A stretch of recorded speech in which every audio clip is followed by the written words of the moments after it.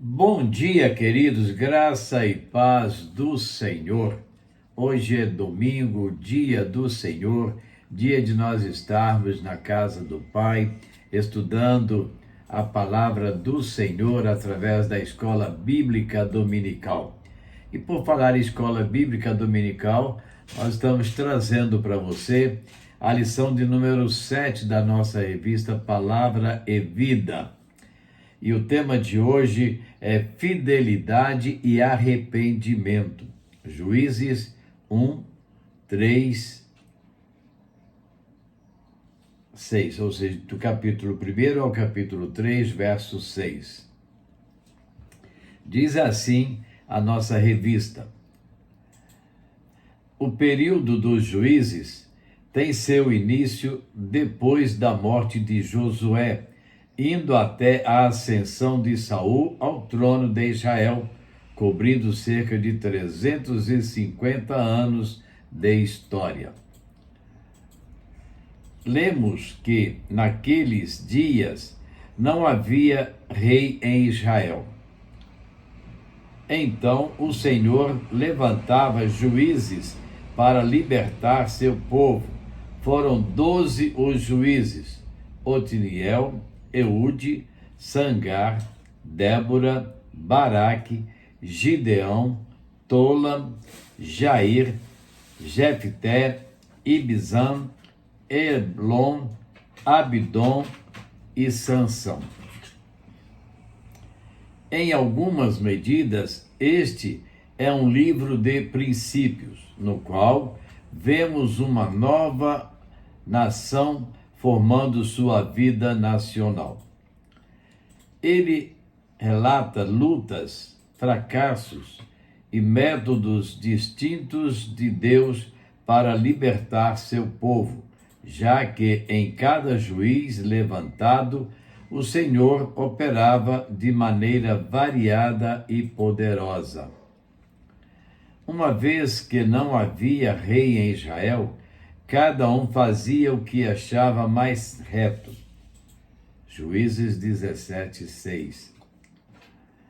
Esta frase recorrente no conteúdo revelará que grande parte dos fracassos de Israel estava de fato ou no fato de que cada um segue consoante aos desígnios do seu coração, indo à ruína.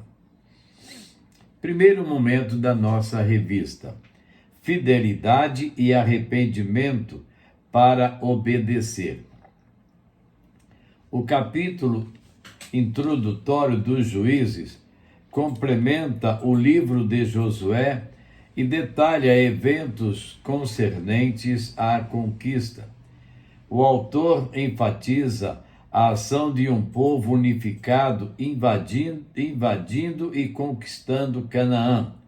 Por outro lado, também registra o frequente discurso acerca da necessidade de cada tribo completar individualmente sua missão. Lembra que nós temos uma missão que é nossa, não é dos outros. Assim, o capítulo 1 registra o sucesso imediato da sua empreitada, em que, pese a ordem expressa, as tribos não expulsaram os moradores da região. Versos 19 e 21 e do 27 ao 33. Eles começaram bem o novo momento, consultando ao Senhor sobre o que deveriam fazer. Mas essa busca não durou muito. A obra começou com zelo, mas terminou em fraqueza. As dificuldades de Israel eram devidas diretamente à sua desobediência a Deus. Eles não exterminaram os inimigos que habitavam a terra, ao contrário, adoraram os ídolos do povo e se corromperam moralmente. Os filhos de Israel entravam na terra estabeleciam-se onde queriam e começavam a cultivar o suficiente para viver. Breve o inimigo surgia, surpreendendo a tribo e levava cativo o povo. O trecho de Juízes 2, de 1 a 5, confirma a desobediência de Israel e denuncia a aliança que os israelitas estabeleceram com os canaanitas. O anjo repreendeu os hebreus por eles terem esquecido dos favores do Senhor. Recordou-lhes a condição sobre as quais haviam recebido a terra de Canaã. Não deviam formar aliança com os remanescentes dos cananeus, nem tolerar sua idolatria. Encontra-se aqui um incisivo contraste entre os livros de Josué e Juízes. Enquanto em Josué temos alegria, visão celestial, vitória, progresso, fé e liberdade, em Juízes temos choro, interesses terrenos, derrota, declínio, incredulidade e servidão.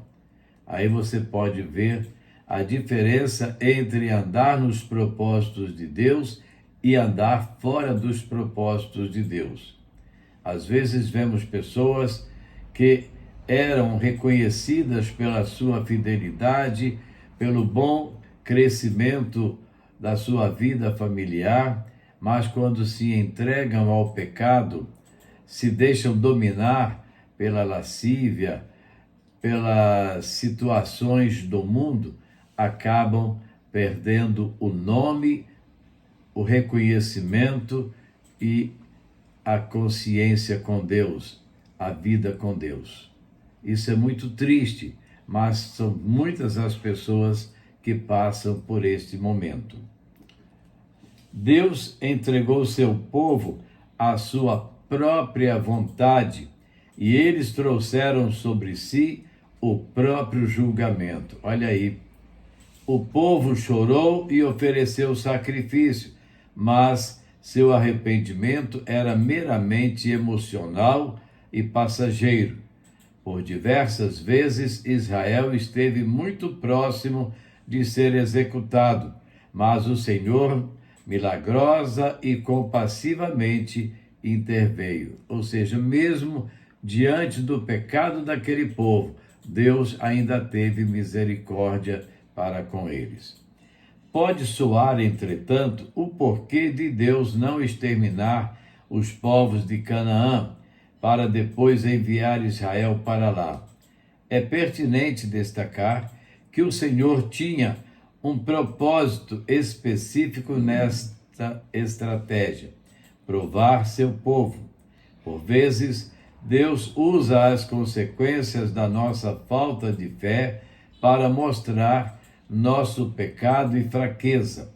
Uma vez que não esquece sua aliança, Ele usa nossas falibilidades para nos fazer voltar para Ele, mesmo em obediência, ou voltar para Ele mesmo, e precisamos ser obedientes.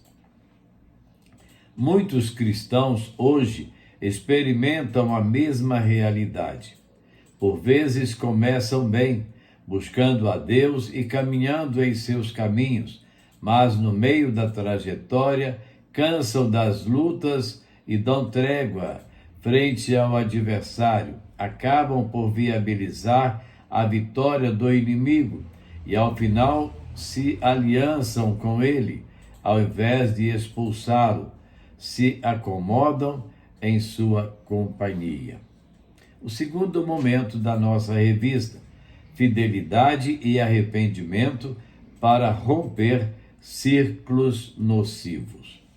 O tema central da obra encontra-se no ciclo de Juízes 2, 11 a 19, onde o autor expõe a razão e a solução para as catástrofes que reiteradamente assolavam o povo.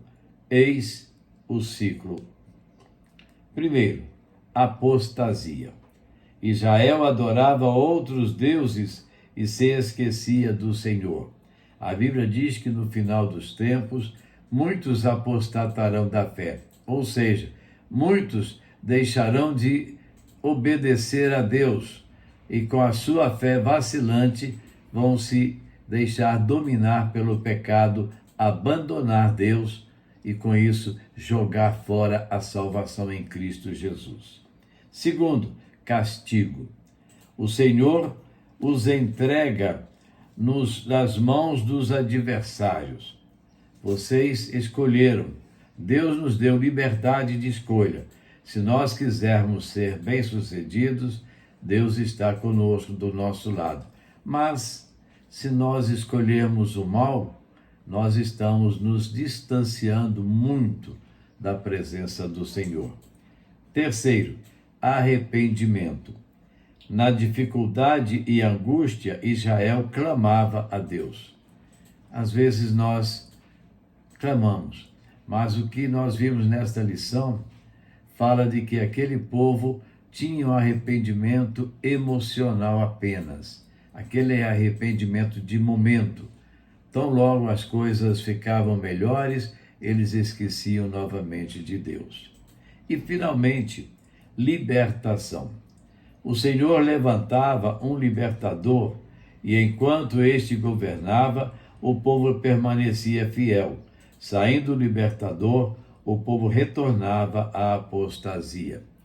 Então, nós tivemos reis que foram corretos diante de Deus, andavam de acordo com a vontade de Deus.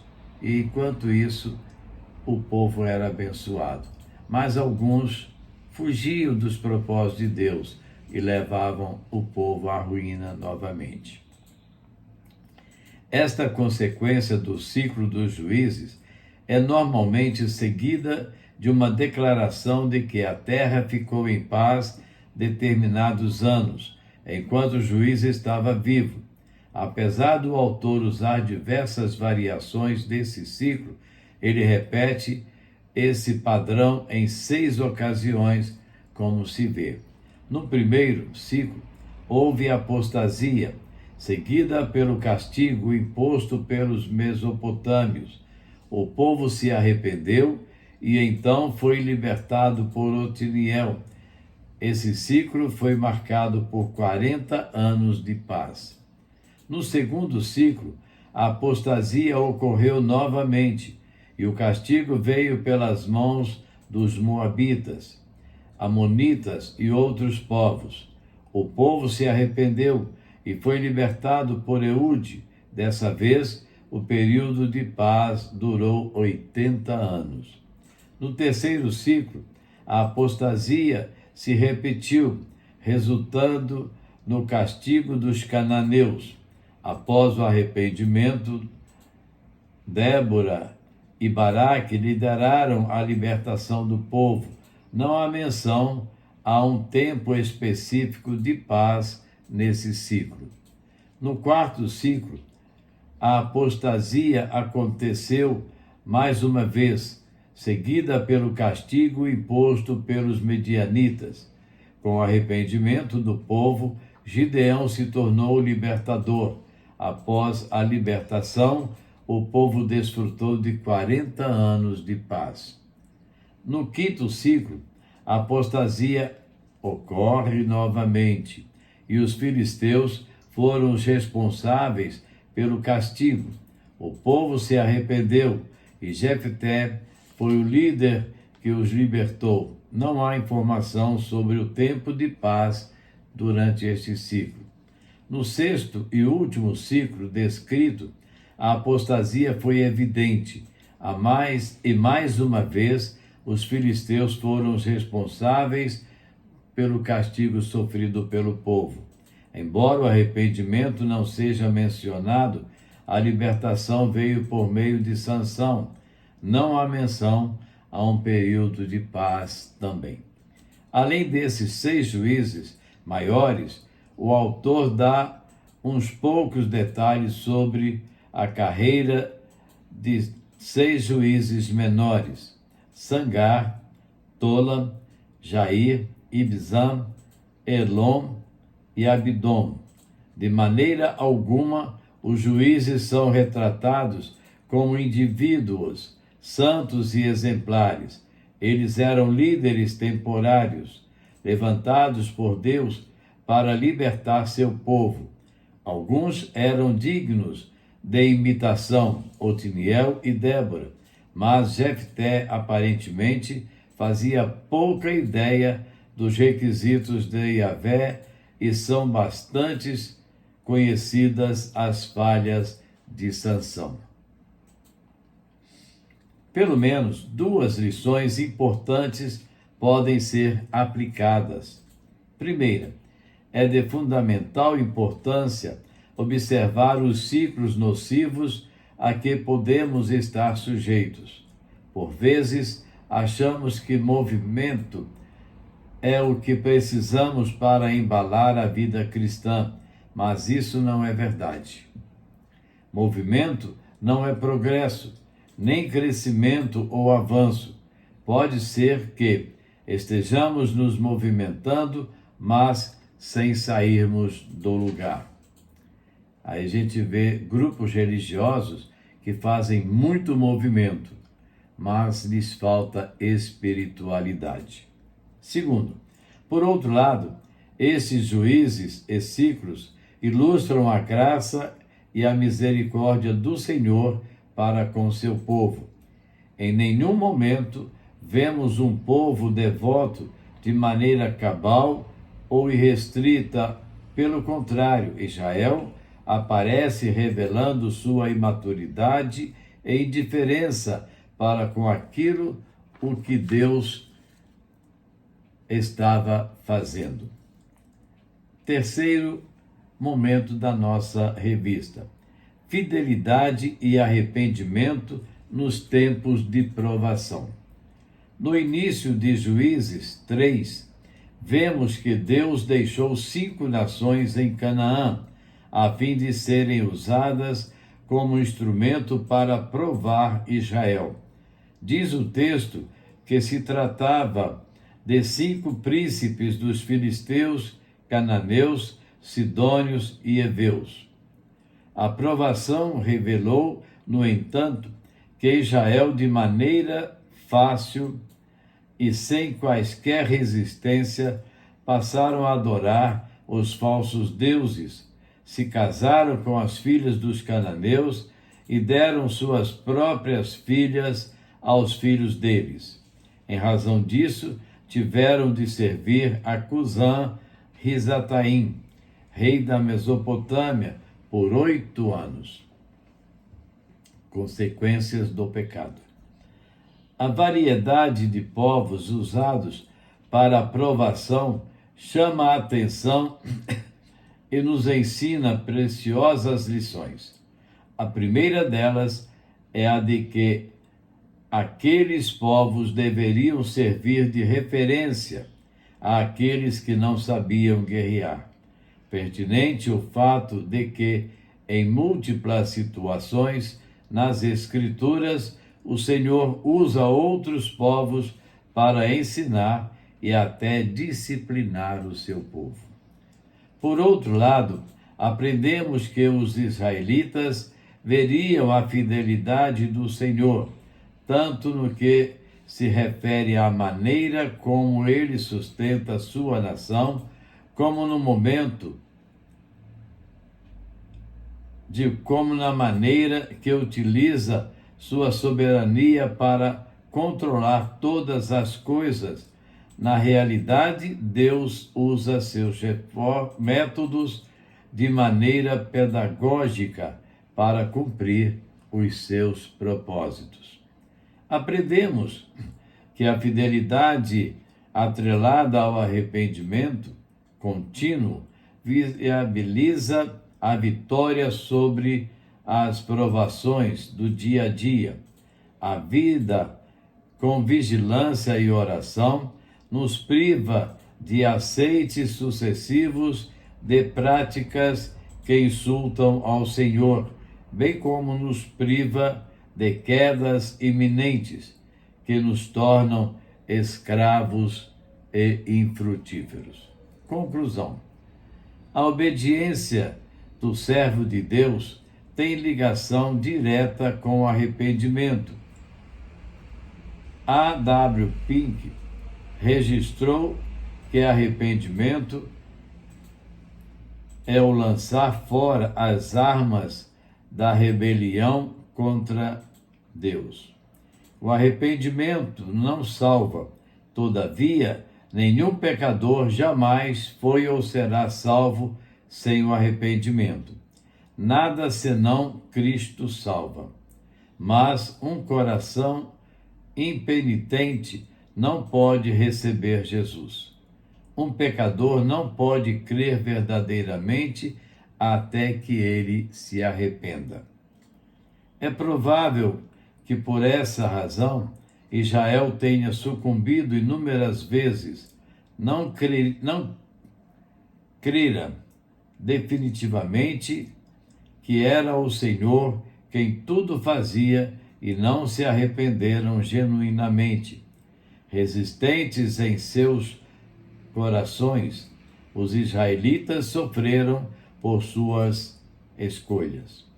Em todas as situações, no entanto, vemos que o Senhor não se esqueceu deles. Que grande bênção saber que Deus não se esquece ou desiste dos seus. Não se esquece nem desiste de nossas vidas.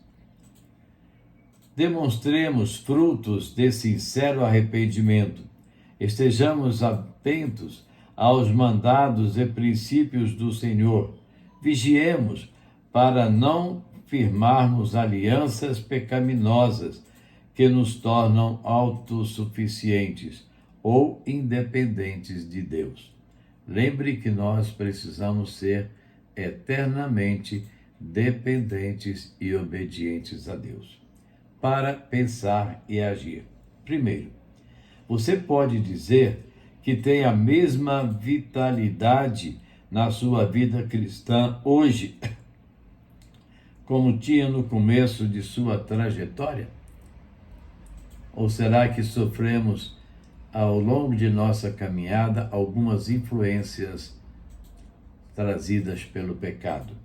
Segundo, você tem vivido algum ciclo nocivo que tem atrapalhado o seu crescimento espiritual? Será que nós estamos andando com um pé no caminho certo e um pé no caminho errado? De vez em quando, escorregando para o lado de fora? Precisamos firmar os nossos pés nos propósitos de Deus. E, finalmente, você tem negociado com inimigos ao redor ou tem estabelecido alianças condenadas pelo Senhor? Então, isso aí é muito importante você pensar isso aí, não é? O que nós estamos fazendo? Será que nós estamos sendo sinceros para com Deus? Fazendo aquilo que realmente agrada a Deus? Você pode orar comigo? Nosso Deus e Pai, muito obrigado, Deus, porque essa lição nos traz tantos ensinamentos para a nossa vida cristã, para a nossa vida diária, para que sejamos fortalecidos, Deus, e passemos a viver tão somente para o Senhor, que sejamos resistentes às tentações, às forças do mal que nos atacam a cada instante e estão sempre diante de nossos caminhos.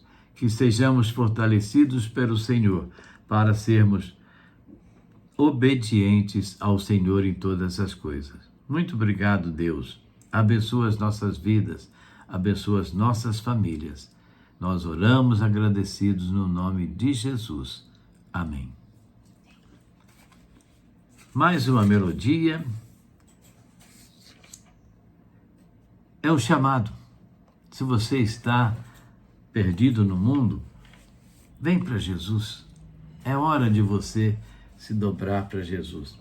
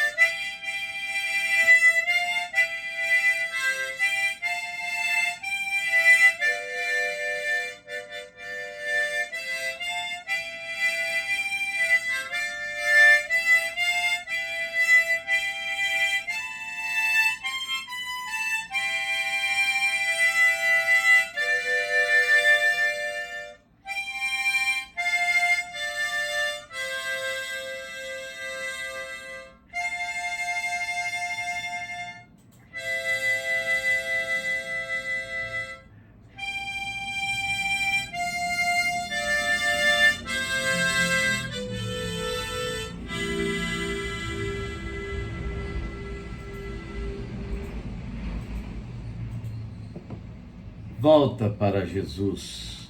Você que está vivendo a apostasia, envolvido no pecado, atraído pelas coisas que o mundo lhe oferece. É hora de se voltar para Jesus. Que Deus possa estar nos abençoando grandemente, Deus possa estar nos dando um dia de paz, de alegria e que tudo possamos fazer na presença do Senhor. Lembre-se, hoje é domingo. Se você foi à escola dominical, se você está preparando para ir, que Deus te abençoe grandemente. Depois, no almoço com a família, hoje é dia dos pais estarem juntos dos filhos. Que Deus abençoe as nossas famílias, que Deus abençoe os filhos, os pais, dando assim mais entendimento, mais harmonia no lar. E logo mais, ali na Primeira Igreja Batista, estaremos para mais um culto ao Senhor, mais um momento de adoração e celebração ao Senhor. Mas se você não está por aqui, onde você estiver, procure uma igreja e vá adorar ao Senhor. Amém? Que Deus te abençoe e amanhã, se Deus assim nos permitir, estaremos de volta trazendo para você mais uma devocional com você. A todos, um bom dia na graça e na paz do Senhor. Amém?